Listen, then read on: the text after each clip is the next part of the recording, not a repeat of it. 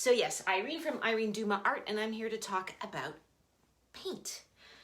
So, yeah, I'm an artist. I'm a professional artist. I also have a fine art history degree, and lately I've been working in an art gallery, so I've learned a few things about paint that I didn't always know, and I thought that I would give this information to you to take away some of that confusion that you might be feeling.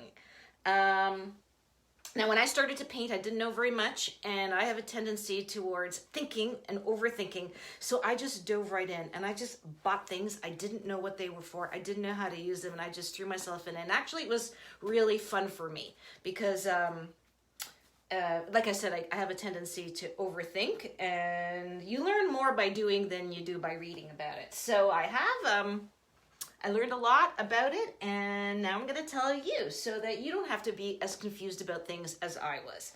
So, paint. Basically, paint. What's paint? Paint is pigment. And pigment is usually ground up rock or mineral. Sometimes it could be things like soot even, or ivory black was made from bone, burnt bone. When it dries hard. So that's what paint is. So this one is actually milk paint because milk is a protein, so it'll dry really hard. And this was used in the olden days to paint interiors, as was ox blood, which is why a lot of the barns are red. It was cheap and available, sadly. So you can take pigment and it's ground up rocks and mix it with different things, which becomes different types of paint. Pigment mixed with special oils becomes oil paint. And the oils are known as hardening oils. So I didn't know what that meant at first, hardening oils, but it turns out hardening oils will dry. So this is linseed oil, and most paints are made with linseed oil. Oil paint made from linseed oil will dry hard. Or pigment mixed with oil, linseed oil will dry hard. Whereas you can also have acrylic paint. Acrylic is pigment mixed with polymers or vinyls, and that will dry hard. You also have gouache. Gouache is like watercolor. Remember watercolor? We all painted with watercolor because it was easy to clean up. Watercolor will dry not hard. It will become wet with runny, and the same with gouache, and so that's something to keep in mind. So oil paint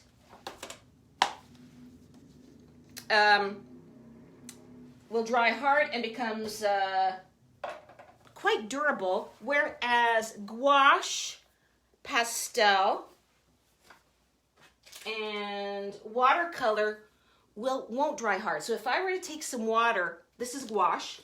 If I were to take some water, it will re-wet.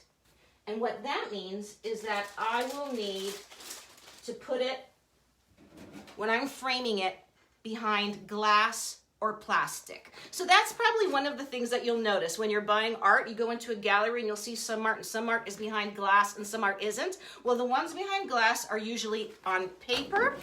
So they're the watercolor, they're the pastel, they're the gouache or ink or pencil. They're on paper. They need protection. Whereas the acrylic and the watercolor, the acrylic and the oil will dry hard, and they're pretty hard and durable.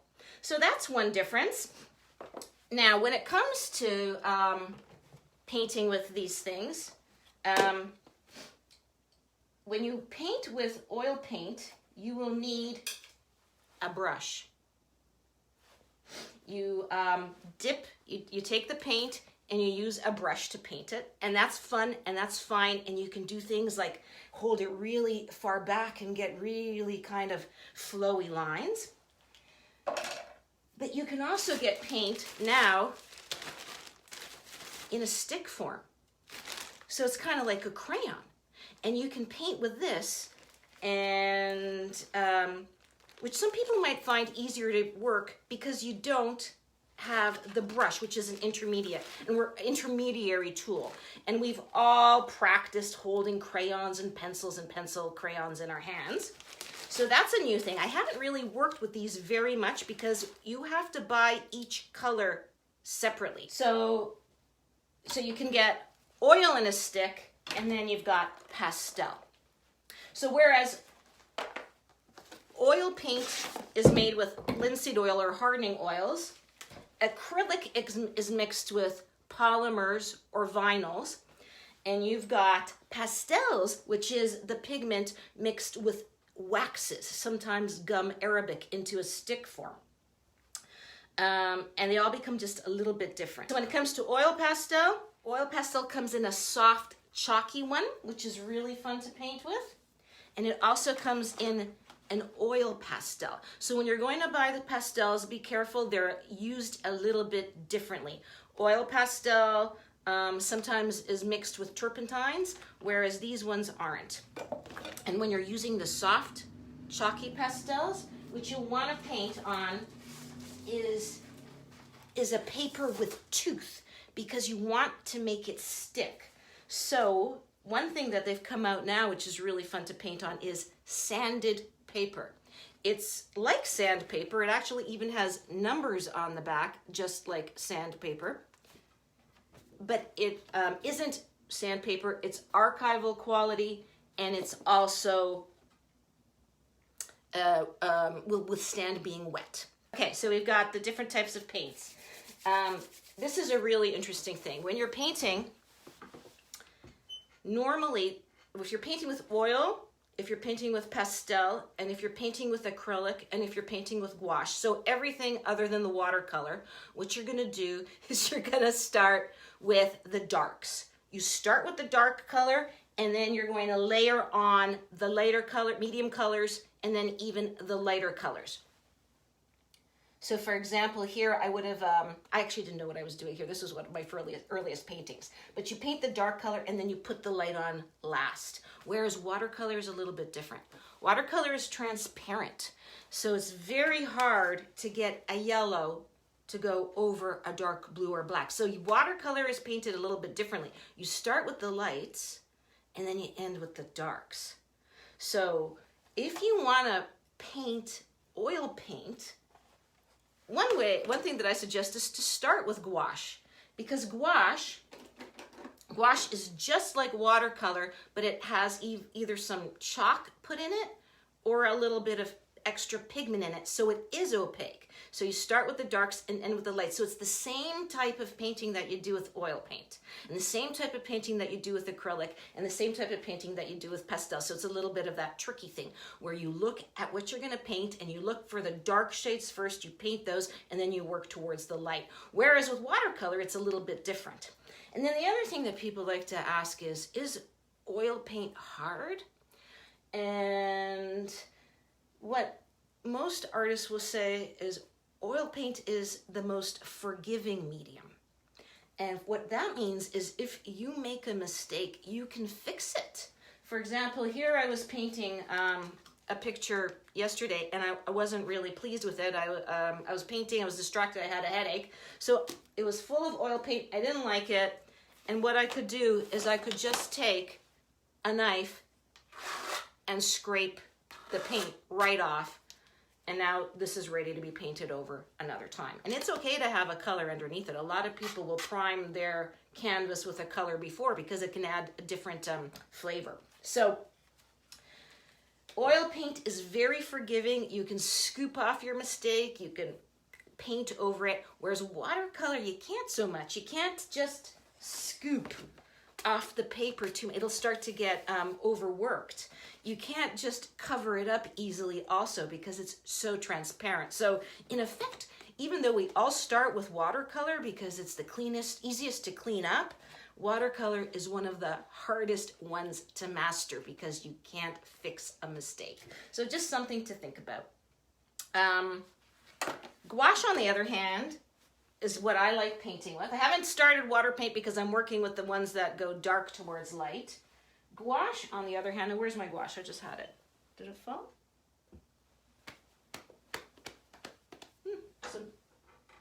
Can't find it. Where is it? Here? Oh yeah, here it is. So gouache is also fun because it dries fast and it's easy to clean up. And then you can also layer it.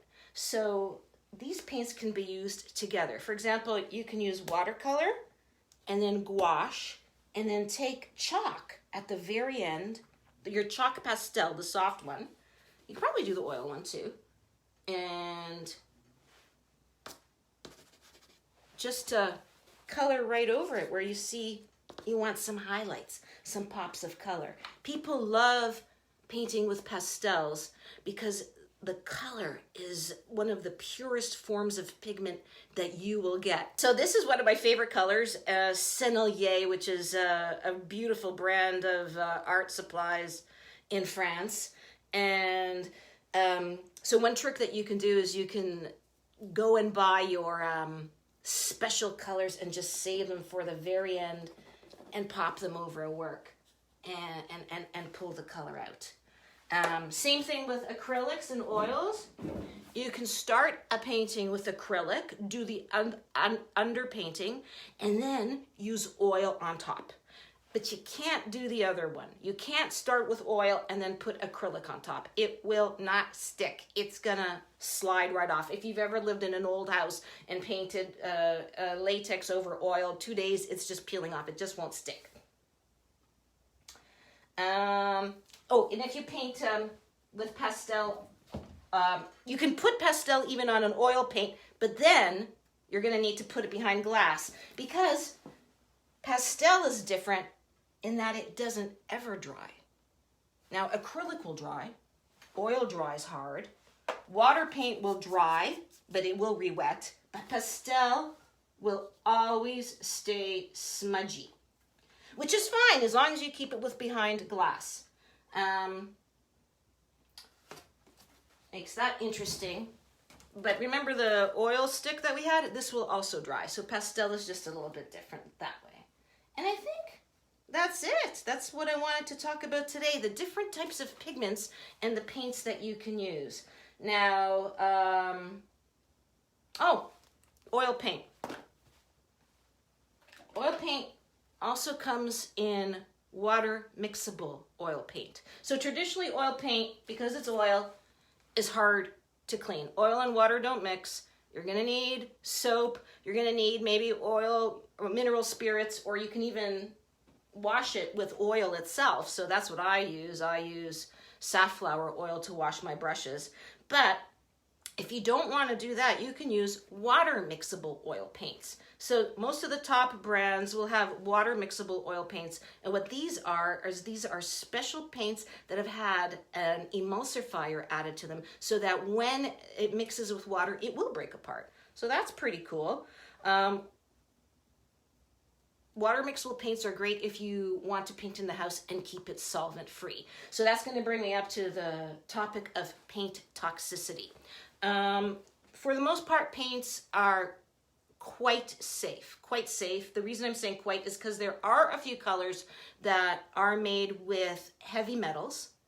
For example, the cadmiums and the leads and the cobalt blue, they're heavy metals. So the only problem with heavy metals is if they're in the air or if you eat them. So don't eat the paint, which also means don't eat in your studio if you're painting with the heavy metal paints, because the paint might get on your hands and then it might get on your food. So for the most part, if your pigment is mixed with oil, it's perfectly safe. It's not going to go in the air. But if it's hardened and you start sanding it, then you can have a problem. That's why they say in an old house that you should wear a respirator when you're sanding, because it's the lead that gets into airform that you can inhale, and then that could cause problems. But for the most part, all of these pigments are pretty safe. If you don't want to paint with the heavy metals, you don't have to. For example, the cadmiums. Cadmium paints are beautiful. They're very expensive. And if you don't want to paint with them, then you can look for a tube that says cadmium yellow hue. If it says hue, that means it's the same, it's approximating the color of a cadmium paint, but it's not using the paint, so it's safe. So a lot of the water mixable colors, because the people who are using these are trying to keep a studio that is free of toxins, the water mixable ones are often don't even use the cadmiums or the heavy metals at all, just to keep it safe. But for the most part, the paint is absolutely safe. Just don't eat it. The problem comes in the mineral spirits or the turpentines, if you're going to be using that to clean your paint brushes. So for example, I've got here some Taltine, which is an odorless mineral solvent, and it says right on the bottle, danger. So even though they're odorless, they still emit voluble OCs. What's that? VOCs, voluble O, whatever. You know, the compounds, voluble O compounds that are dangerous to smell. And over time, that can be problematic. So the best thing to do is, you can use these outside, no problem. If you're going to be inside, make sure you have proper ventilation. Keep the window wide open and put the lid on this when you're not using it. But the odor, you don't have to paint with this. You can not use this at all, even if you're using the traditional oil paints. So that's about it. A few of the different types of paints, what you can do with them, and a little bit of the safety features. When I started out, I had a lot of questions, and it was quite confusing. And but it was also a lot of fun to learn, because I do like to study and research and stuff. But it can be pretty confusing sometimes. For example, there's 2 types of oil painting techniques, and I did not even know about them for a year and a half. So the 2 types of oil techniques, one is called alla prima, and that's the way Vincent van Gogh painted, and that means all at once. This is what the landscape painters who paint outside do. They go outside and they finish their oil painting while it's all wet. That's the way I paint. It's lots of fun. It's good for people without any who are impatient. But the second type of painting is totally different, and they're not really compatible. The second type of oil painting is called classical, or the Flemish style of painting. So this is the way the Flemish painted in the early 1400s and 1500s. And what you do is you paint in thin layers, wait for it to dry, then take another layer and you glaze it again. It's oil paint that is mixed with the, oil paint will be mixed with the linseed oil and sometimes a little bit of varnish till it's very thin, and they'll paint over and over to get that translucency. That's why the Flemish paintings, when they paint the pearls, they glow so much. So these 2 types of painting are very, very different and not really compatible. And I didn't know that. I was painting for a year and a half and trying to understand when people are talking about glazing and the fat over lean rule, which doesn't really apply to oil painting, because to the alla prima method, the way I paint, which is all at once, because technically everything is one layer. So when you're going to be painting oil paint, you'll also want to think about that. You're going to want to think about, am I going to be painting with regular paints or water mixable? You're going to be thinking whether I'm going to be painting alla prima all at once, or the traditional or classical method, which is the way the Flemish masters painted. And I don't paint that way. I might try it some days when I get some patience. I don't have any patience right now. I really enjoy painting alla prima, which is all at once. You get the energy, that the fun of the spontaneous moments, and a lot of expressive brush strokes, which is what makes me really excited about painting. And that's about it. I hope I explained a little bit about the differences between the paints. Thanks for stopping in, and see you again.